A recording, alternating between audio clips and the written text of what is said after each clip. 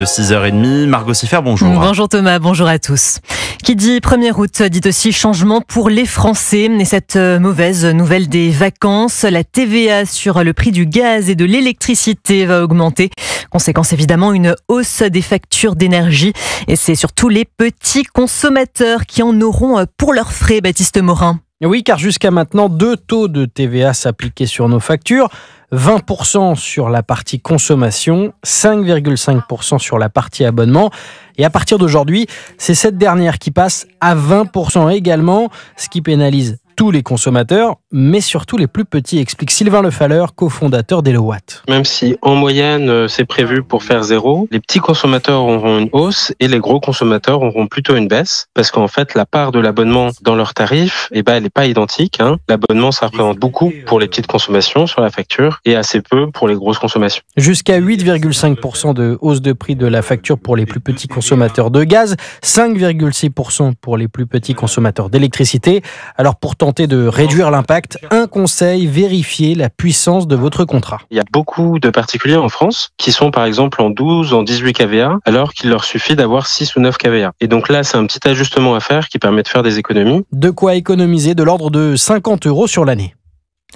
Baptiste Morin pour Europe 1 et d'autres changements ce 1er août, notamment la baisse du taux du livret A, le placement préféré des Français. Il passe de 2,4 à 1,7%. Autre mauvaise nouvelle sur la route des vacances, cette fois faire le plein coûte cher. Oui, à la station essence, les automobilistes n'ont pas vraiment le sourire. Si les prix ont baissé par rapport à l'an dernier, ils restent tout de même élevés, notamment sur les autoroutes, et les factures sont douloureuses. Elles pèsent sur le budget des vacances, Maximilien Carlier. 1,65 € le litre de diesel, prix affiché dans cette station-service, c'est 17 centimes de plus par rapport à avril dernier. Avant de partir en Bretagne, Antoine grimace en faisant le plein de son van. C'est une douloureuse et il faut y passer. On fait des efforts pour partir en vacances, donc on n'a pas le choix. Le budget n'est pas extensible, donc on fera attention pendant les vacances. C'est ce qu'on se dit au début. On fera un peu moins de sorties après. On dormira dans le fourgon, on n'ira pas à l'hôtel. Juste à côté, Elisabeth raccroche le pistolet en observant attentivement le compteur de la pompe à essence. 80,72 €. C'est toujours difficile quand même de faire le plein de la voiture parce que ça fait une grosse facture. Surtout qu'on part dans le sud, près de Nice, insiste cette retraitée. Direction Bourges pour Léandre qui a décidé lui de rallonger son trajet pour payer moins cher. Au lieu de mettre 5 heures en prenant les péages et payer plus d'essence avec l'autoroute, je prends les petites départementales mais je mets 8 heures. J'économise 50 €. Des automobilistes qui espèrent tous pour leur retour de vacances une opération à prix coûtant des enseignes, un coup de pouce pour faire baisser la facture à la pompe. Lille, Maximilien Carlier, Europe 1.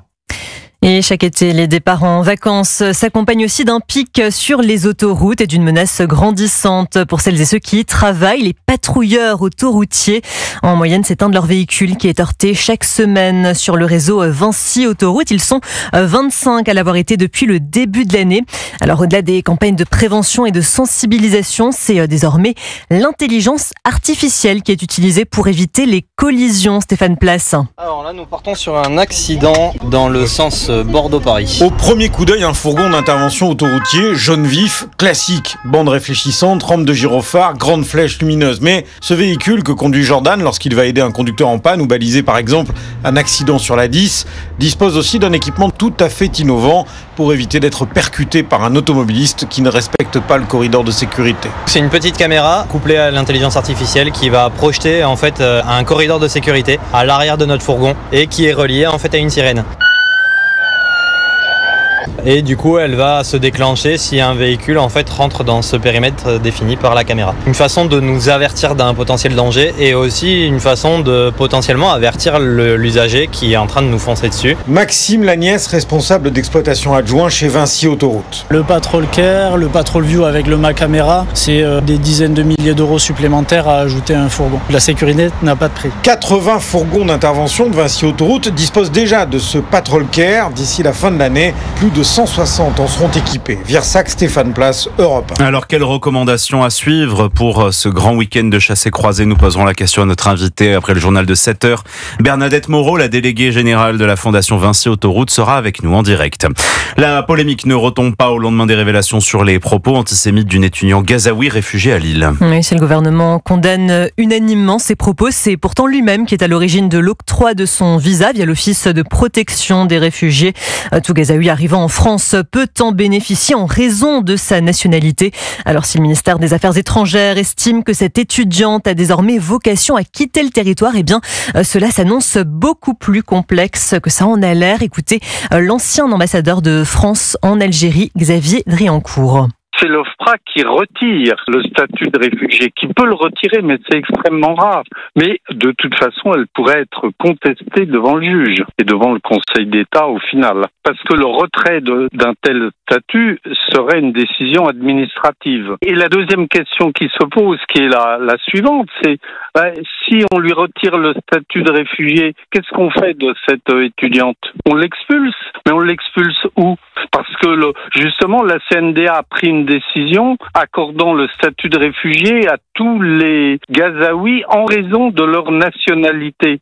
Donc comme elle a la nationalité palestinienne, on peut pas l'expulser vers la Palestine. Donc c'est un casse-tête juridique, un imbroglio invraisemblable.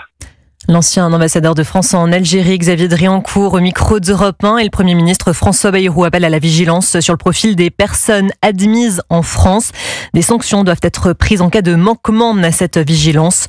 Une enquête a été ouverte par le parquet de Lille pour apologie du terrorisme et apologie de crimes contre l'humanité. Emmanuel Macron est-il en passe de réussir son pari? Après la France, le Royaume-Uni et le Canada, le Portugal envisage de reconnaître un État palestinien. Et ce serait là aussi en septembre, lors de l'Assemblée générale des Nations Unies.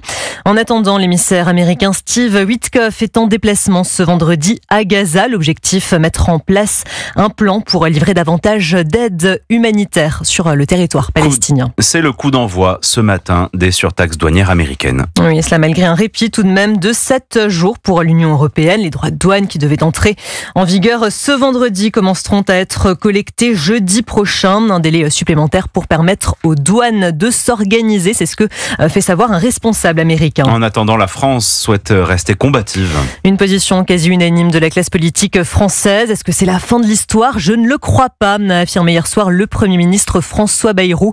Il faut d'après ses termes ratifier cet accord et vérifier son exacte portée.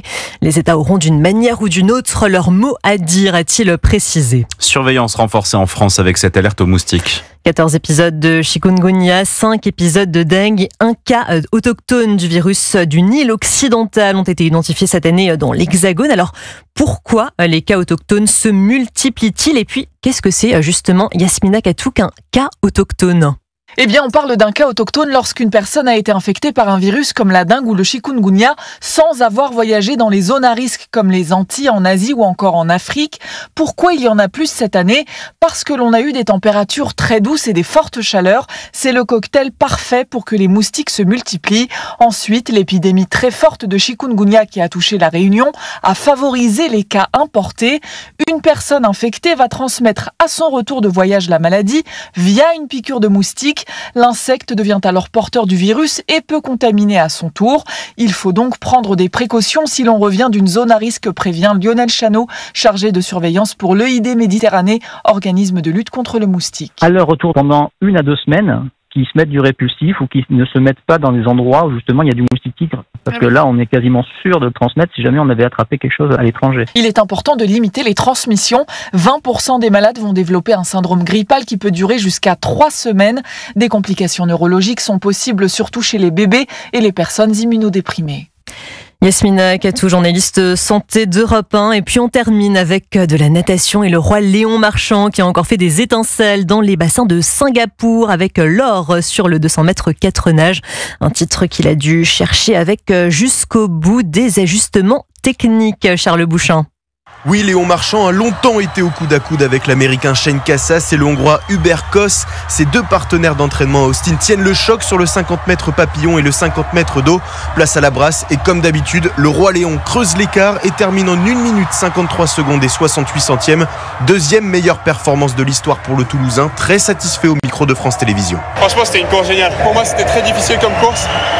J'étais un peu plus crispé qu'hier, plus de pression je pense. Je vois que je me suis amélioré dans certaines nages, j'ai amélioré ma technique aussi. Et ces améliorations, ce sont celles qui ont permis à Léon Marchand de pulvériser le record du monde de l'épreuve en demi-finale. Alain Bernard, double champion olympique, décrypte ses ajustements techniques. Il a eu des progrès dans ses dernières longueurs en crawl du 4 nages. Il a aussi continué à travailler cette endurance qui lui permet de faire des coulées dans lesquelles il fait les différences. Il faut savoir qu'à 50 cm sous l'eau, il y a 2 fois moins de résistance qu'à la surface. Donc ça, tout le monde le sait, mais pas tout le monde arrive à le faire. Léon Marchand replongera dans les bassins dès aujourd'hui si le relais 4x200 mètres nage libre est en finale. Il participera aussi aux 400 mètres 4 nages dimanche, épreuve dont il est double champion du monde. Charles Beauchamp pour Europe 1 et puis le tricolore Johan Deuil-Brouard remporte quant à lui la demi-finale du 200 mètres d'eau en pulvérisant d'1 seconde le record de la France désormais d'1 minute 54 secondes et 47 centièmes. Il affiche le 2e meilleur temps de tous les qualifiés pour la finale. Merci Margot pour votre journal.